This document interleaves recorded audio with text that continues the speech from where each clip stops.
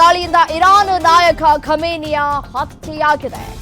Khamenei ಜೊತೆ ಪುತ್ರಿ, ಮೊಮ್ಮಗಳು, ಸೊಸೆ, ಅಳಿಯ ಕೂಡ ಸಾವನ್ನಪ್ಪಿದ್ದಾರೆ. ಇನ್ನು ಖಮೇನಿ ಹತ್ಯೆ ಹಿನ್ನೆಲೆಯಲ್ಲಿ ರಾಷ್ಟ್ರವ್ಯಾಪಿ ಶೋಕಾಚರಣೆಯನ್ನ ಮಾಡಲಾಗ್ತಾ ಇದೆ.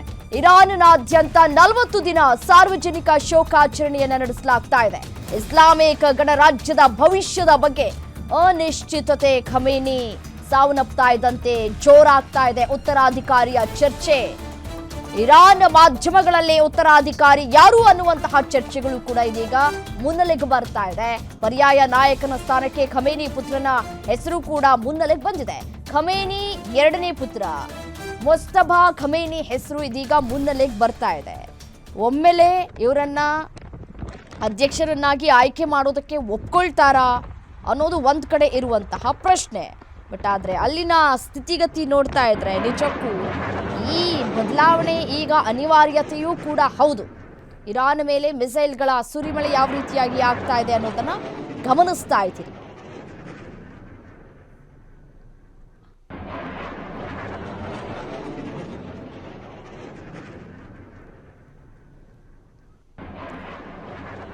ಎಸ್ಎನೋ ಇದೇ ವಿಚಾರಕ್ಕೆ ಸಂಬಂಧಪಟ್ಟಂತೆ ಮತ್ತಷ್ಟು ಡೀಟೇಲ್ಸ್ ಕೊಡ್ತಾ ಹೋಗ್ತಾರೆ ಡಿಜಿಟಲ್ ಎಡಿಟರ್ ದಿಲೀಪ್ ನೇರ ಸಂಪರ್ಕದಲ್ಲಿ ಜಾಯಿನ್ ಆಗಿದ್ದಾರೆ. ದಿಲೀಪ್, ಇರಾನ್ನ ಅಧ್ಯಕ್ಷ ಇದೀಗ ಹತ್ಯೆಯಾಗಿದ್ದಾನೆ. ಇದೀಗ ಇರುವಂತಹ ಪ್ರಶ್ನೆ ಉತ್ತರಾಧಿಕಾರಿ ಯಾರು ಅನ್ನುವಂತಹ ಪ್ರಶ್ನೆ ಒಂದು ಕಡೆಯಾದರೆ, ಇದೀಗ ರಂಜಾನ್ ತಿಂಗಳಿನಲ್ಲಿ ಈ ರೀತಿಯಾದಂತಹ ಶೋಕಾಚರಣೆಯನ್ನು ಆಚರಣೆ ಮಾಡಬೇಕಾದಂತಹ ಅನಿವಾರ್ಯತೆ ಇರಾನ್ ಜನತೆಗೆ ಸೃಷ್ಟಿಯಾಗ್ತಾ ಇದೆ. ಸದ್ಯಕ್ಕೆ ಏನೆಲ್ಲ ಆಗ್ತಾ ಇದೆ ಡೆವಲಪ್ಮೆಂಟ್ಸ್ ಅನ್ನೋದರ ಕುರಿತು ಡೀಟೇಲ್ಸ್ ಕೊಡ್ತಾ ಹೋಗೋದಾದ್ರೆ. ರಮ್ಯಾ, ಇದೀಗ ತಾನೇ ಬರ್ತಿರೋಂಥ ಮಾಹಿತಿ ಪ್ರಕಾರ ಏನೊಂದು ಇಸ್ರೇಲ್ ದೇಶ ಇದೆ, ಇರಾನ್ ಮೇಲೆ ಮತ್ತೊಂದು ಸುತ್ತಿನ ದಾಳಿಯನ್ನು ಮಾಡಿದ್ದೇವೆ ಅಂತೇಳ್ಬಿಟ್ಟು ಒಂದು ಮಾಹಿತಿಯನ್ನು ಹೊರ ಹಾಕ್ತಿದ್ದಾರೆ. ಅಲ್ಲಿ ಇವಾಗ ಭಾನುವಾರ ಬೆಳಗಿನ ಜಾವ ಅಲ್ಲಿನ ಸ್ಥಳೀಯ ಕಾಲಮಾನ ಪ್ರಕಾರ ಈ ಒಂದು ಬೆಳಗಿನ ವೇಳೆಯಲ್ಲೇ ಭಾರೀ ಪ್ರಮಾಣದ ಒಂದು ಗುಂಡಿನ ದಾಳಿ ನಡೀತಾ ಇದೆ, ಬಾಂಬ್ಗಳ ದಾಳಿ ನಡೀತಾ ಇದೆ. ಅದು ಕೂಡ ಇಸ್ರೇಲ್ನ ವಾಯುಪಡೆ ಮೂಲಕ. ಮತ್ತು ಎರಡನೇ ಹಂತದಲ್ಲಿ ಜೊತೆಗೆ ಕ್ಷಿಪಣಿಗಳ ದಾಳಿಯನ್ನು ಕೂಡ ಒಂದು ಇಸ್ರೇಲ್ನ ವಾಯುಪಡೆ ಮಾಡ್ತಾ ಇದೆ. ಏನೊಂದು ಇರಾನ್ನ ಪ್ರಮುಖವಾಗಿರುವಂಥ ಸೇನಾ ನೆಲೆಗಳಿರ್ಬೋದು, ಜೊತೆಯಲ್ಲೇ ಏನೋ ಕ್ಷಿಪಣಿ ನೆಲೆಗಳಿರ್ಬೋದು, ಅದನ್ನೇ ಗುರಿಯಾಗಿಸಿ ದಾಳಿ ನಡೀತಾ ಇದೆ. ಯಾಕೆಂದರೆ ಈಗಾಗಲೇ ಇರಾನ್ ಅಧ್ಯಕ್ಷ ಏನಿದ್ದಾರೆ ಮಸೂದ್ ಪೆಜೆಶ್ಕಿಯಾನ್ ಅವರ ಒಂದು ನಿವಾಸವನ್ನು ಗುರಿಯಾಗಿಸಿ ದಾಳಿ ನಡೆಸಿದ್ರು ಕೂಡ ಮಸೂದ್ ಪೆಜೆಶ್ಕಿಯಾನ್ ಅವರು ತಪ್ಪಿಸ್ಕೊಂಡಿದ್ದಾರೆ, ಅವರು ಪ್ರಾಣಾಪಾಯದಿಂದ ಪಾರಾಗಿದ್ದಾರೆ. ಆದರೆ ಅಯಾತುಲ್ಲಾ ಅಲ್ ಖಮೇನಿ ಏನು ಸರ್ವಾಧಿಕಾರಿ ಇದ್ದಾರೆ, ಅವರ ಒಂದು ನಿವಾಸದ ಮೇಲೆ ನಡೆದಂಥ ದಾಳಿ ಸಂದರ್ಭದಲ್ಲಿ ಅಯಾತುಲ್ಲಾ ಅಲ್ ಖಮೇನಿ ಮಾತ್ರ ಅಲ್ಲ, ಅವರ ಮಗಳು, ಅಳಿಯ ಸೇರಿದಂತೆ ಇಡೀ ಒಂದು ಕುಟುಂಬನೇ ಸರ್ವನಾಶ ಆಗಿದೆ. ಆದರೆ ಅವರ 4 ಜನ ಮಕ್ಕಳೇನಿದ್ದಾರೆ ಅದರಲ್ಲಿ ಬಹುತೇಕ ಎಲ್ಲರೂ ಬದುಕುಳಿದಿದ್ದಾರೆ ಅನ್ನೋ ಮಾಹಿತಿಗಳು ಸಿಗ್ತಾ ಇದೆ. ಹೀಗಾಗಿ ಇವಾಗ ಈ ಅಯಾತುಲ್ಲಾ ಖಮೇನಿ ಅವರ ಮಗ ಏನಿದ್ದಾರೆ ಮುಸ್ತಫಾ ಖಮೇನಿ, ಅವರೇನಾದ್ರೂ ಸರ್ಕಾರದ ಚುಕ್ಕಾಣಿ ಹಿಡಿಯೋ ಸಾಧ್ಯತೆ ಇದೆಯಾ ಅನ್ನೋ ಮಾತು ಕೇಳಿ ಬರ್ತಾ ಇದೆ. ಇದು ಒಂದು ಕಡೆ. ಆದರೆ ಮತ್ತೊಂದು ಕಡೆ ಏನೊಂದು ಅಯಾತುಲ್ಲಾ ಖಮೇನಿ ಅವರು ಮೃತಪಟ್ಟಿರೋ ಹಿನ್ನೆಲೆಯಲ್ಲಿ 40 ದಿನಗಳ ಕಾಲ ಶೋಕಾಚರಣೆಗೆ ಘೋಷಣೆ ಮಾಡಲಾಗಿದೆ. ಏನೊಂದು ರಂಜಾನ್ ಮಾಸದಲ್ಲಿ ಜನ ಬೆಳಗಿನ ಜಾವದಲ್ಲೇ ಆಹಾರವನ್ನು ಸ್ವೀಕರಿಸಿ ಇಡೀ ದಿನ ಉಪವಾಸ ಇರೋಂಥ ಸಂದರ್ಭದಲ್ಲಿ ಏನೊಂದು ಈ ಶೋಕಾಚರಣೆ ಇದೆ. ಈ ಸಂದರ್ಭದಲ್ಲೇ ದಾಳಿ ನಡೀತಾ ಇದ್ರು ಕೂಡ ಇಲ್ಲಿ 2 ಹಂತಗಳ ಒಂದು ಪ್ರತಿಕ್ರಿಯೆಯನ್ನು ಜನರಿಂದ ನೋಡ್ಬೋದಾಗಿದೆ. ಒಂದು, ಯಾರ್ಯಾರು ಖಮೇನಿ ಬೆಂಬಲಿಗರಿದ್ದರು ಅವರೆಲ್ಲರೂ ಶೋಕಾಚರಣೆಯಲ್ಲಿ ಭಾಗಿಯಾಗಿದ್ದರೆ, ಯಾರು ಈ ಆಡಳಿತ ವಿರೋಧಿ ಪ್ರತಿಭಟನಾಕಾರರಿದ್ದರು ಅವರು ಸಂಭ್ರಮಾಚರಣೆಯಲ್ಲಿ ತೊಡಗಿದ್ದಾರೆ. ಜೊತೆಯಲ್ಲೇನೇ ಸರ್ಕಾರದ ವಿರುದ್ಧ ಈಗಾಗಲೇ 15 ದಿನಗಳಿಂದ 20 ದಿನಗಳಿಂದ 2-3 ಹಂತಗಳಲ್ಲಿ ದೊಡ್ಡ ಮಟ್ಟದ ಪ್ರತಿಭಟನೆ ನಡೆದಿತ್ತು ಇಡೀ ದೇಶಾದ್ಯಂತ. ಇದೀಗ ದಾಳಿಗಳು ಇನ್ನಷ್ಟು ಹೆಚ್ಚಾಗುವಂಥ ಸಾಧ್ಯತೆಗಳು ಕಂಡು ಬರ್ತಾ ಇದೆ. ಏನೊಂದು ಪ್ರತಿಭಟನೆಗಳು ಇನ್ನಷ್ಟು ಹೆಚ್ಚಾಗುವಂಥ ಸಾಧ್ಯತೆಗಳು. ಒಂದು ಕಡೆ ದೇಶದ ಹೊರಗಿನ ಶತ್ರುಗಳು ದಾಳಿ ಮಾಡ್ತಾ ಇದ್ದರೆ ಒಂದು ಇಸ್ಲಾಂ ಆಡಳಿತದ ವಿರುದ್ಧ, ಇನ್ನೊಂದು ದೇಶದ ಒಳಗಡೆ ಇರೋ ಪ್ರತಿಭಟನಾಕಾರರೇ ಒಂದು ಸರ್ಕಾರದ ವಿರುದ್ಧ ದಾಳಿ ನಡೆಸ್ತಾ ಇದ್ದಾರೆ, ಹೋರಾಟ ನಡೆಸ್ತಾ ಇದ್ದಾರೆ. ನಮ್ಮಲ್ಲಿ ಏನು ಇರಾನ್ ದೇಶದಲ್ಲಿ ಒಂದು ಇಸ್ಲಾಂ ರೆಜಿಮ್ ಏನಿದೆ ಅದು ಹೋಗಬೇಕು, ಇಲ್ಲಿ ಪ್ರಜಾಪ್ರಭುತ್ವ ಪುನಃಸ್ಥಾಪನೆ ಆಗಬೇಕು, ಪ್ರಜಾಪ್ರಭುತ್ವ ಬರಬೇಕು ಅಂತ ಹೇಳ್ಬಿಟ್ಟು ಜನ ಆಗ್ರಹ ಮಾಡ್ತಾ ಇದ್ದಾರೆ. ಇಲ್ಲಿ ಇನ್ನೊಂದು ಗುಂಪು ಇದೆ. ಏನಂದರೆ ಈ ಮೊದಲು ರಾಜಾ ಪೆಹಲವಿ ಏನು ರಾಜ ಇದ್ದ 1979ಕ್ಕೆ ಮೊದಲು, ಆ ರಾಜಾ ಪೆಹಲವಿ ಈಗ ಆತನ ವಂಶಸ್ಥರು ಅಮೆರಿಕಾದಲ್ಲಿದ್ದಾರೆ. ಅವರು ಕೂಡ ಇರಾನ್ಗೆ ವಾಪಸ್ಸಾಗಿ ಇರಾನ್ ಸರ್ಕಾರದ ಚುಕ್ಕಾಣಿ ನೀಡಬೇಕು ಅನ್ನೋ ಪ್ರಯತ್ನ ಪಡ್ತಿದ್ದಾರೆ ಅನ್ನೋ ಮಾಹಿತಿ ಕೂಡ ಕೇಳಿ ಬರ್ತಾ ಇದೆ. ಒಟ್ಟಿನಲ್ಲಿ ಇವಾಗ ಒಂದು ಹಂತದಲ್ಲಿ ಇಸ್ಲಾಂ ಆಡಳಿತ ಹೋಗಬೇಕು ಅನ್ನೋದು ಒಂದು ಹೋರಾಟ ಆದರೆ, ಮತ್ತೊಂದು ಹೋರಾಟ ಪ್ರಜಾಪ್ರಭುತ್ವ ಬರಬೇಕು ಅಂತ. ಇನ್ನೊಂದು ನಮ್ಮ ಜೊತೆ MLC ಭೋಜೇಗೌಡ ಅವರು ದೂರವಾಣಿ ಸಂಪರ್ಕಕ್ಕೆ ಸಿಗ್ತಾ ಇದ್ದಾರೆ, ಅವರನ್ನ ಮಾತನಾಡಿಸ್ತಾ ಹೋಗೋಣ. ಹೋಲ್ಡ್ ಆನ್ ದಿಲೀಪ್ ಸರ್, ನಮಸ್ತೆ. ರೈಟ್, ಸಂಪರ್ಕ ಕಡಿತ ಆಗಿದೆ. ದಿಲೀಪ್, ನೀವು ಮಾಹಿತಿಯನ್ನ ನೀಡ್ತಾ ಇದ್ರಿ, ಮುಂದುವರಿಸಿ.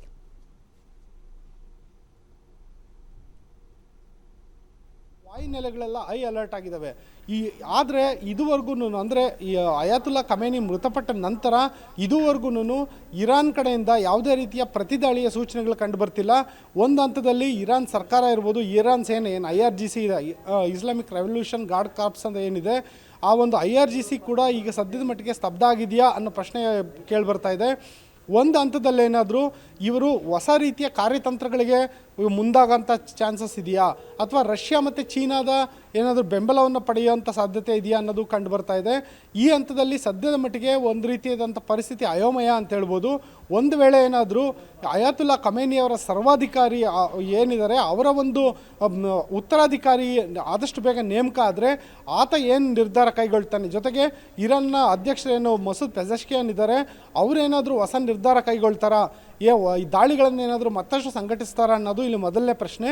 ಎರಡನೇ ಪ್ರಶ್ನೆ ಇರೋದೇನು ಅಂದರೆ, ಏನೊಂದು ಇರಾನ್ ತನ್ನ ಒಂದು ಪಡೆಯ ರೀತಿ ಸಾಕ್ಕೊಂಡಿದೆ ಬೇರೆ ಬೇರೆ ದೇಶಗಳಲ್ಲಿ, ಅದು ಯಮನ್ನಲ್ಲಿರುವಂಥ ಹೌತಿ ಉಗ್ರರಿರ್ಬೋದು, ಲೆಬನಾನ್ನಲ್ಲಿರೋ ಹೆಜ್ಬುಲ್ಲಾ ಉಗ್ರರಿರ್ಬೋದು, ಜೊತೆಗೆ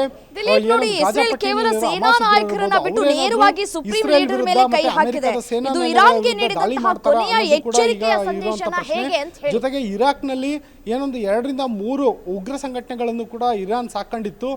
ಹಾಗಾಗಿ ಇದು ಇರಾಕ್ನಲ್ಲಿರುವಂಥ ಉಗ್ರ ಸಂಘಟನೆಗಳೇನಾದರೂ ಮತ್ತೆ ಆಕ್ಟಿವ್ ಆಗ್ತಾವ. ಯಾಕೆಂದರೆ ಕೇವಲ ಒಂದೇ ದಿನ ಅಂದರೆ 24 ಗಂಟೆಗಳ ಒಳಗೆ, ನಿನ್ನೆ ಮಧ್ಯಾಹ್ನ 12 ಗಂಟೆಗೆ ದಾಳಿ ಶುರುವಾಗಿದ್ದು, ಇವತ್ತು ಮಧ್ಯಾಹ್ನ 12 ಗಂಟೆ ಒಳಗಡೆ ಇಡೀ ಇರಾನ್ನ ಪರಿಸ್ಥಿತಿನೇ ಬದಲಾಗಿದೆ. ಹಾಗಾಗಿ ಕೇವಲ ಒಂದು ದಿನದಲ್ಲಿ ಅಷ್ಟು ಬೇಗ ಉಗ್ರ ಸಂಘಟನೆಗಳಿರ್ಬೋದು ಮತ್ತು ಇರಾನ್ನ ಬೇರೆ ಬೇರೆ ಏನೊಂದು ಸೇನೆಯ ಪಡೆಗಳಿರ್ಬೋದು, ಅವು ಯಾವ ರೀತಿ ಮುಂದಿನ ದಾಳಿಗೆ ಸಿದ್ಧತೆ ಮಾಡ್ತವೆ ಅನ್ನೋದನ್ನ ಕಾದು ನೋಡಬೇಕಾಗಿದೆ.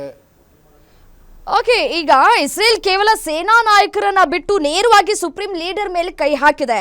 ಇದು ಇರಾನ್ಗೆ ನೀಡಿದಂತಹ ಕೊನೆಯ ಎಚ್ಚರಿಕೆಯಾಗಿರಬಹುದಾ ಅಂತ? ಓಕೆ ದಿಲೀಪ್, ಧನ್ಯವಾದ ತಮ್ಮೆಲ್ಲ ಮಾಹಿತಿಗಾಗಿ. ಖಮೇನಿ ಜೊತೆ ಪುತ್ರಿ, ಮೊಮ್ಮಗಳು, ಸೊಸೆ, ಅಳಿಯ ಎಲ್ಲರನ್ನೂ ಕೂಡ ಈಗಾಗಲೇ ಹತ್ಯೆ ಮಾಡಲಾಗಿದೆ. ದೃಶ್ಯಾವಳಿಗಳಲ್ಲಿ ಗಮನಿಸ್ತಾ ಇದ್ರಿ ಜನ ಯಾವ ರೀತಿಯಾಗಿ ಭಯಭೀತರಾಗಿದ್ದಾರೆ ಅಂತ ಹೇಳಿ. ಇರಾನ್ನಾದ್ಯಂತ 40 ದಿನ ಸಾರ್ವಜನಿಕ ಶೋಕಾಚರಣೆಯನ್ನ ಕೂಡ ಮಾಡಲಾಗ್ತಾ ಇದೆ. ಸೊ ಖಮೇನಿ ಕುಟುಂಬವೇ ಈ ದಾಳಿಯಲ್ಲಿ ನಾಶ ಆಗಿರೋದ್ರಿಂದ ಇರಾನ್ನಲ್ಲಿ ಈಗ ಅಧಿಕಾರಕ್ಕಾಗಿ ಸಶಸ್ತ್ರ ಪಡೆಗಳು ಮತ್ತೆ ಈ ಧಾರ್ಮಿಕ ಮುಖಂಡರ ನಡುವೆ ಸಂಘರ್ಷಗಳು ಕೂಡ ಶುರುವಾಗುವಂತಹ ಸಾಧ್ಯತೆಗಳು ಕೂಡ ದಟ್ಟವಾಗಿದೆ. ಈ ಜಾಗತಿಕ ಯುದ್ಧದ ಭೀತಿ ಸಾಕಷ್ಟು ಕೂಡ ಕ್ಷಣ ಕ್ಷಣಕ್ಕೂ ಹೆಚ್ಚಾಗ್ತಾ ಇದೆ. ಈ ಹತ್ಯೆಯ ನಂತರ ರಷ್ಯಾ ಮತ್ತು ಚೀನಾ ಇರಾನ್ ಬೆಂಬಲಕ್ಕೆ ಬಹಿರಂಗವಾಗಿ ಈ ಒಂದು ನಿಲ್ಲುವಂತಹ ಲಕ್ಷಣಗಳು ಎಷ್ಟರ ಮಟ್ಟಿಗಿದೆ ಅನ್ನುವಂತಹ ಒಂದು ಪ್ರಶ್ನೆಗಳು ಕೂಡ ಉದ್ಭವ ಆಗ್ತಾ ಇದೆ. ಇದು 3ನೇ ಮಹಾಯುದ್ಧಕ್ಕೆ ಹಾದಿ ಮಾಡಿಕೊಳ್ಳುತ್ತಾ ನಾಂದಿ ಆಡಲಿಕ್ಕಿದೆಯಾ ಅನ್ನುವಂತಹ ಕುತೂಹಲಕ್ಕೂ ಕೂಡ ಕಾರಣವಾಗ್ತಾ ಇದೆ. ಈಗ ಸದ್ಯಕ್ಕೆ ಮುಜ್ತಬಾ ಖಮೇನಿ ಅವರು ತಮ್ಮ ತಂದೆಯಷ್ಟೇ ಪ್ರಭಾವಶಾಲಿ ಆಗಿದ್ದಾರಾ ಅನ್ನುವಂತಹ ಪ್ರಶ್ನೆಯೂ ಕೂಡ ಇದೆ. ನಿಮ್ಮೂರಿನಿಂದ ವಿಶ್ವ ಮಟ್ಟದವರೆಗೆ ರಾಜಕೀಯ, ಸಿನಿಮಾ, ಸ್ಪೋರ್ಟ್ಸ್ ಯಾವ ಸುದ್ದಿಯೂ ಮಿಸ್ ಆಗಲ್ಲ. ಬರೀ ಸುದ್ದಿಯಷ್ಟೇ ಅಲ್ಲ, ಜೊತೆಯಲ್ಲೇ ಇರುತ್ತೆ ವಿಶ್ಲೇಷಣೆ. ಗ್ಯಾರಂಟಿ ನ್ಯೂಸ್ ನ ಸಬ್ಸ್ಕ್ರೈಬ್ ಮಾಡಿ, ಫಾಲೋ ಮಾಡಿ, ಕ್ಷಣ ಕ್ಷಣದ ಅಪ್ಡೇಟ್ಸ್ ಪಡೆಯಿರಿ.